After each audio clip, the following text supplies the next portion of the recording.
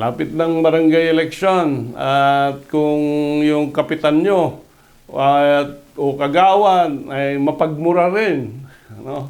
Ay meron tayong slander or oral defamation na pwedeng ihabla sa kanya.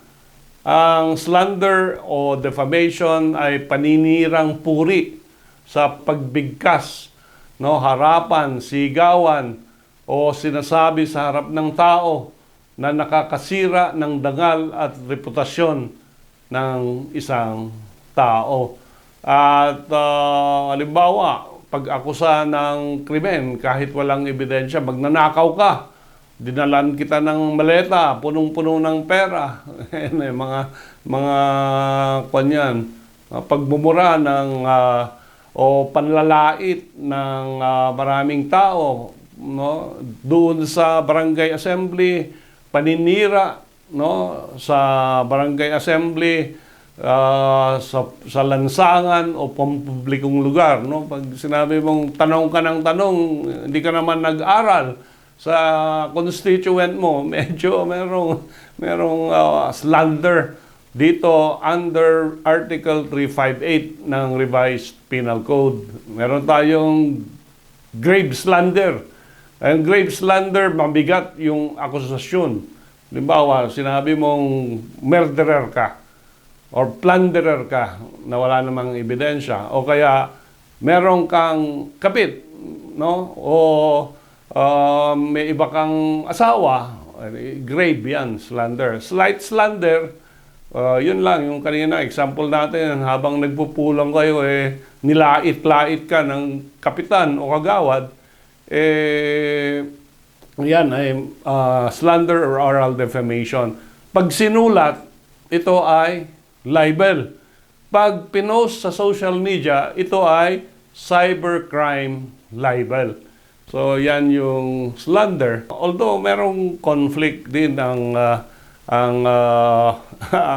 Supreme Court kasi halimbawa piniay ka, putang ina mo, wala ka namang alam.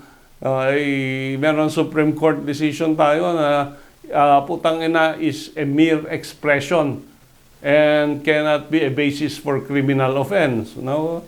So ano ang conflict dito? Dito sabi sa batas, pwede.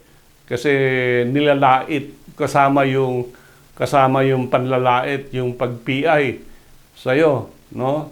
And normally dapat lang whether who you are or sino sila, wag mong palampasin ang paninirang puri sa publiko ng isang government officials.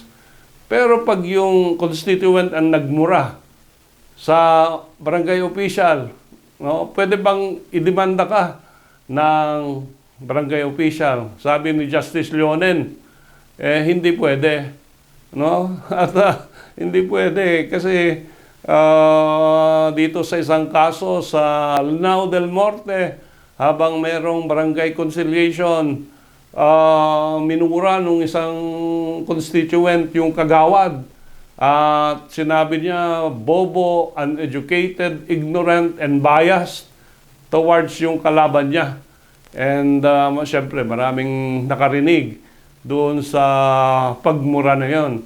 At sabi ng Justice Leonen, yung offensive remarks against public officers do not constitute slander or defamation kung, meron siyang kung, it is in relation to the discharge of his office or function. So dito sinasabi niya, ignorant, biased, so yung kagawad in connection with this function. And sabi nila, kung public officer ka, dapat do not live in a glass house. No? Huwag kang masyadong sensitive kasi hindi mo nga maiwasan na whether you act rightly or wrongly, merong magbabash sa'yo.